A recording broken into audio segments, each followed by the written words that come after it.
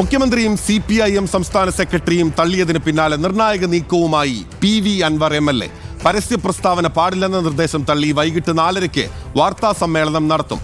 വിശ്വാസങ്ങൾക്കും വിധേയത്വത്തിനും അപ്പുറമാണ് ആത്മാഭിമാനമെന്നാണ് പുതിയ ഫേസ്ബുക്ക് കുറിപ്പ്.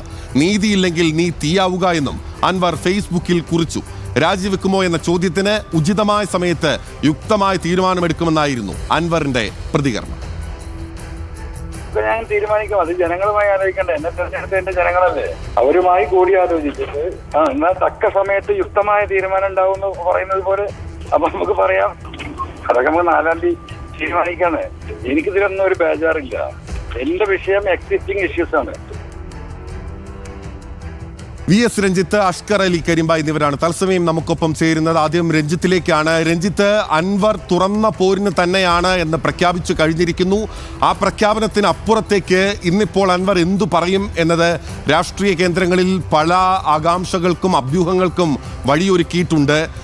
രാജി ഉൾപ്പെടെയുള്ള കടുത്ത തീരുമാനത്തിലേക്ക് അൻവർ പോകും എന്ന് ഈ ഘട്ടത്തിൽ നമുക്ക് ഉറപ്പിക്കാനാകുമോ? ഏതെങ്കിലും സൂചന അൻവറുമായി ബന്ധപ്പെട്ട വൃത്തങ്ങളിൽ നിന്ന് ലഭിക്കുന്നുണ്ടോ?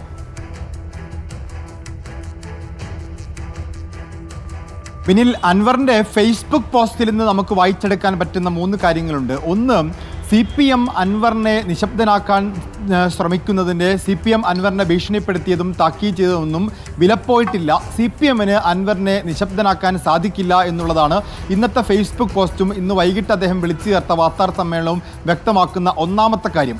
രണ്ടാമത്തെ കാര്യം അദ്ദേഹം തന്നെ പറയുന്നുണ്ട്, നീതിയില്ലെങ്കിൽ തീയാവുക എന്നുള്ളത്.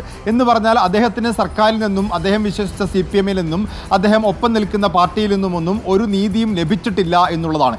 ഇനി തീയായി മാറുക എന്ന് പറയുന്നത് ഇന്നത്തെ വൈകുന്നേരത്തെ വാർത്താ സമ്മേളനത്തിൽ അദ്ദേഹം കത്തിപ്പടരാൻ പോകുന്നത് ആർക്കെതിരെയാണ് എന്നുള്ളതാണ് നമ്മൾ കാത്തിരിക്കുന്നത്.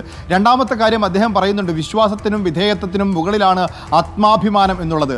CPM PV അൻവറിൻ്റെ ആത്മാഭിമാനത്തിന് ക്ഷതമേൽപ്പിച്ചു, അല്ലെങ്കിൽ CPM നേതൃത്വവും സർക്കാരും PV അൻവറിനെ അവഹേളിച്ചു എന്ന് തന്നെയാണ് അദ്ദേഹം വ്യക്തമാക്കുന്നത്. അപ്പോൾ ഇത്തരം അവഹേളനങ്ങൾക്കിടയിൽ, ഇത്തരം അനീതികൾക്കിടയിൽ CPMനൊപ്പം MLA ആയി PV അൻവർ തുടരുമോ എന്നുള്ളതാണ് നാം ചോദിക്കുന്ന ഏറ്റവും പ്രധാനപ്പെട്ട ചോദ്യം എന്ന് പറയുന്നത്. പ്രത്യേകിച്ച് CPMനെ സംബന്ധിച്ചിടത്തോളം തുടക്കത്തിൽ PV അൻവർ ഇത്തരത്തിൽ പാർട്ടിയെ വെല്ലുവിളിച്ച്, സംസ്ഥാന സർക്കാരിനെ വെല്ലുവിളിച്ച്, അതിനേക്കാളൊക്കെ ഉപരി മുഖ്യമന്ത്രി കൈകാര്യം ചെയ്യുന്ന ആഭ്യന്തര വകുപ്പിനെയും അവഹേളിച്ചുകൊണ്ട് നടത്തിയ വാർത്താ സമ്മേളനങ്ങളിൽ ഒരു മിതമായ ഭാഷയിലാണ് പ്രതികരണമൊക്കെ നടത്തിയിട്ടുള്ളത്. എന്നാൽ ഏറ്റവും ഒടുവിൽ മുഖ്യമന്ത്രി നേരിട്ട് വന്ന് PV അൻവറിനെ തള്ളിപ്പറഞ്ഞതോടുകൂടി CPM നേതാക്കന്മാരും CPMന്റെ സംസ്ഥാന സെക്രട്ടറിയും ഒക്കെ PV അൻവറിനെ പൂർണ്ണമായും തള്ളുകയായിരുന്നു. അതിൻ്റെ രാഷ്ട്രീയ സാഹചര്യം എന്ന് പറയുന്നത് നിയമസഭാ സമ്മേളനം വരാനിരിക്കുന്ന നിയമസഭാ സമ്മേളനത്തിൽ PV അൻവർ ഉയർത്തിക്കാണിക്കുന്ന വിഷയങ്ങൾ മുൻനിർത്തിക്കൊണ്ട് പ്രതിപക്ഷം സർക്കാരിനെതിരെ വലിയ ആക്രമണങ്ങൾ അഴിച്ചുവിടും. ഈ ആക്രമണങ്ങളെ നേരിടാൻ CPMന് PV അൻവറിനെ നിശബ്ദനാക്കേണ്ടതുണ്ട്. ആദ്യം PV അൻവറിനെ നിശബ്ദനാക്കുക, പിന്നീട് പ്രതിപക്ഷത്തെ നിശബ്ദമാക്കുക എന്നുള്ളതായിരുന്നു CPM സ്ട്രാറ്റജി. അതിനുവേണ്ടിയാണ് CPM PV അൻവറിനെ വെടക്കാക്കാൻ വേണ്ടി ശ്രമിച്ചത്. ആദ്യം പറഞ്ഞു PV അൻവറിന് കോൺഗ്രസ് പാരമ്പര്യമാണ്, അദ്ദേഹത്തിന് CPM പാരമ്പര്യമില്ല എന്നുള്ള കാര്യം. അതിനുശേഷം PV അൻവറിനെതിരെ രൂക്ഷമായ ഭാഷയിലാണ് മറ്റ് നേതാക്കന്മാരൊക്കെ വിമർശനം ഉന്നയിച്ചുകൊണ്ടിരുന്നത്. എന്ന് പറഞ്ഞാൽ PV അൻവറിന് CPMന്റെ പാരമ്പര്യമില്ല, CPM വിരുദ്ധനാണ് എന്ന് വരുത്തി തീർത്തു കഴിഞ്ഞാൽ CPMന് പണി എളുപ്പമാവും. പക്ഷേ PV അൻവർ ഇപ്പോൾ ശ്രമിച്ചത്, അതായത് ഇന്നത്തെ വാർത്താ സമ്മേളനമല്ല, ഇതിനു മുമ്പ് നടത്തിയ വാർത്താ സമ്മേളനത്തിലൊക്കെ അദ്ദേഹം ശ്രമിച്ചുകൊണ്ടിരുന്നത് പാർട്ടിക്കും മുഖ്യമന്ത്രിക്കും വിധേയനായി തന്നെയാണ് പ്രവർത്തിക്കുന്നത്. എന്നാൽ തൻ്റെ പരാതി ADGPക്കും P ശശിക്കും എതിരെ മാത്രമാണ് എന്നുള്ളതാണ്.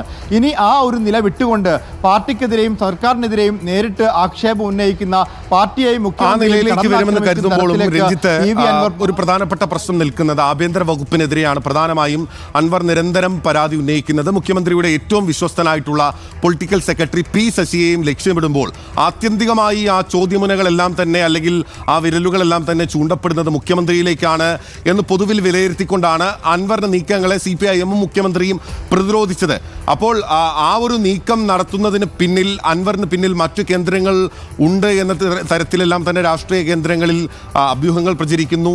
മുന്നണിക്കുള്ളിൽ നിന്ന് അല്ലെങ്കിൽ പാർട്ടിക്കുള്ളിൽ നിന്ന് അൻവറിന് പിന്തുണ ലഭിക്കുന്നു എന്ന വിധത്തിലുള്ള പ്രചാരണങ്ങളെല്ലാം തന്നെ CPIM സംസ്ഥാന സെക്രട്ടേറിയറ്റ് തള്ളുന്നതിന് മുമ്പ് വരെ ഉണ്ടായി. അപ്പോൾ അൻവർ ഇനി പോകുന്നത് പാർട്ടിക്കെതിരായ അല്ലെങ്കിൽ മുഖ്യമന്ത്രിക്കെതിരായ ഒരു തുറന്നു പറച്ചിലേക്കാണ് രഞ്ജിത്ത് സൂചിപ്പിക്കുന്നത് പോലെ. എങ്കിൽ അൻവറിന് എങ്ങനെ ഈ മുന്നണിയിൽ അല്ലെങ്കിൽ ഈ പാർട്ടിയുടെ പിന്തുണയുള്ള സ്വതന്ത്രനായി നിൽക്കാൻ പറ്റും, പാർലമെന്ററി പാർട്ടി യോഗങ്ങളിൽ ഉൾപ്പെടെ പങ്കെടുക്കുന്നില്ല എന്നുള്ളൊരു നിലപാടുമായി മുന്നോട്ട് പോകാൻ സാധിക്കുമോ അൻവറിന്? ബിനിൽ ചൂണ്ടിക്കാണിച്ച വളരെ പ്രധാനപ്പെട്ട ഒരു കാര്യമുണ്ട്. പാർട്ടിക്കുള്ളിൽ നിന്ന് PV അൻവറിന് പിന്തുണ കിട്ടിയിരുന്നു എന്നുള്ള കാര്യം അത് സത്യമാണ്. തുടക്കത്തിൽ PV അൻവറിന് പാർട്ടിക്കുള്ളിൽ നിന്ന് പിന്തുണ കിട്ടിയിരുന്നു. പ്രത്യേകിച്ച് മുഖ്യമന്ത്രിക്കെതിരെ എന്ന് പറയാൻ സാധിക്കില്ല. മുഖ്യമന്ത്രിയെ ചുറ്റിപ്പറ്റിയുള്ള ഉപജാപക സംഘത്തെക്കുറിച്ച് പാർട്ടിക്കുള്ളിൽ ആക്ഷേപം ഉണ്ടായിരുന്നു. P ശശി ഉൾപ്പെടെ മുഖ്യമന്ത്രിയുടെ ഓഫീസ് ഉൾപ്പെടുന്ന ഉപജാപക സംഘത്തിൽ പാർട്ടിക്കുള്ളിൽ പ്രത്യേകിച്ച് സംസ്ഥാന സെക്രട്ടേറിയറ്റിനകത്ത് തന്നെ ഇത്തരത്തിലൊരു ശക്തി മുഖ്യമന്ത്രിയെ ചുറ്റിപ്പറ്റി വളരുമ്പോൾ പാർട്ടിക്ക് അതീതമായിക്കൊണ്ട് ആ ഉപജാപക സംഘം പ്രവർത്തിക്കുന്നു എന്നൊരു ആക്ഷേപമൊക്കെ ഉണ്ടായിരുന്നു. അങ്ങനെ ഒരു ഉപജാപക സംഘത്തെ മുൻനിർത്തി PV അൻവർ ആക്രമണങ്ങൾ അഴിച്ചുവിടുമ്പോൾ, ആരോപണങ്ങൾ അഴിച്ചുവിടുമ്പോൾ പാർട്ടിക്കുള്ളിൽ നിന്ന് PV അൻവറിന് തുടക്കത്തിലൊക്കെ പിന്തുണ കിട്ടിയിരുന്നു. പക്ഷേ പൂർവാധികം ശക്തിയോടുകൂടി പിണറായി വിജയൻ രംഗത്തെത്തുകയും PV അൻവറിനെ തള്ളിപ്പറയുകയും P ശശിയെ പിന്തുണയ്ക്കുകയും ചെയ്തതോടുകൂടി ആ കേന്ദ്രങ്ങൾ നിശബ്ദമായി എന്ന് വേണം നമുക്ക് മനസ്സിലാക്കാൻ. എന്ന് പറഞ്ഞാൽ പാർട്ടിക്കുള്ളിൽ നിന്നുള്ള പിന്തുണ PV അൻവറിന് ഈ ഘട്ടത്തിൽ നഷ്ടപ്പെടുന്നു. PV അൻവർ പാർട്ടിക്കുള്ളിൽ ഒറ്റപ്പെടുന്നു എന്നുള്ളതാണ്. ഇനി PV അൻവറിന് ചെയ്യാൻ സാധിക്കുക ഒന്നെങ്കിൽ സ്വതന്ത്രമായി നിൽക്കുക എന്നുള്ളത്. അദ്ദേഹം സ്വതന്ത്ര MLA തന്നെയാണ്. പക്ഷേ ഈ ഇടതുപക്ഷ ജനാധിപത്യ മുന്നണിയുടെ പാർലമെന്ററി പാർട്ടിക്കൊപ്പം നിൽക്കാതെ അദ്ദേഹത്തിന് സ്വതന്ത്രമായി നിയമസഭയ്ക്കകത്ത് നിൽക്കാം, അല്ലെങ്കിൽ അദ്ദേഹത്തിന് ഈ സ്ഥാനം രാജിവെച്ച് ഒഴിയാം എന്നുള്ളതാണ്.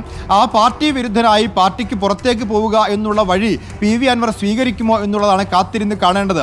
PV അൻവറിനെ പോലെ ഇടതുപക്ഷ സ്വതന്ത്രന്മാരായി മലപ്പുറത്തുനിന്ന് ധാരാളം MLA വന്നിട്ടുണ്ട്. ഏറ്റവും ഒടുവിൽ ഇപ്പോൾ V അബ്ദുറഹിമാൻ ഉൾപ്പെടെ, മന്ത്രി V അബ്ദുറഹിമാൻ ആണെങ്കിലും KT ജലീൽ ആണെങ്കിലും ഒക്കെ അവർ CPM അവരെയൊക്കെ കാലാകാലങ്ങളിൽ ഉപയോഗപ്പെടുത്തിയിട്ടുണ്ട്. ലീഗ് കേന്ദ്രങ്ങളിൽ ലീഗ് വിമതരെ ഉപയോഗപ്പെടുത്തുക, കോൺഗ്രസ് കേന്ദ്രങ്ങളിൽ കോൺഗ്രസ് വിമതരെ ഉപയോഗപ്പെടുത്തുക, എന്നിട്ട് മലപ്പുറത്ത് സ്വാധീനമുണ്ടാക്കുക എന്നുള്ള കാലാകാലങ്ങളായി CPM പയറ്റുന്ന തന്ത്രമുണ്ട്. ആ തന്ത്രത്തിൻ്റെ ഭാഗമായി CPM കോൺഗ്രസിൽ നിന്ന് അടർത്തിയെടുത്ത ഒരു പ്രധാനപ്പെട്ട നേതാവാണ് PV അൻവർ. ആ PV അൻവറിനെ ഇപ്പോൾ പൂർണ്ണമായി പാർട്ടി തള്ളിപ്പറയുന്നു. അങ്ങനെ പാർട്ടി തള്ളിപ്പറയുന്ന ഘട്ടത്തിൽ ഇനി PV അൻവർ എന്തു ചെയ്യും എന്നുള്ളതാണ് രാഷ്ട്രീയ കേന്ദ്രങ്ങൾ കാത്തിരിക്കുന്നത്. ഒന്നുകിൽ CPMന് വിനീത വിധേയനായി നിൽക്കാം, അല്ലെങ്കിൽ CPMൽ നിന്ന് പുറത്തേക്ക് പോകാം എന്നുള്ളതാണ്. ഇന്ന് വൈകിട്ടത്തെ വാർത്താ സമ്മേളനത്തോടുകൂടി PV അൻവർ ഏത് തരത്തിലുള്ളൊരു തീരുമാനം എടുക്കും എന്നുള്ളതാണ് നമുക്ക് കാത്തിരുന്ന് കാണേണ്ടത്.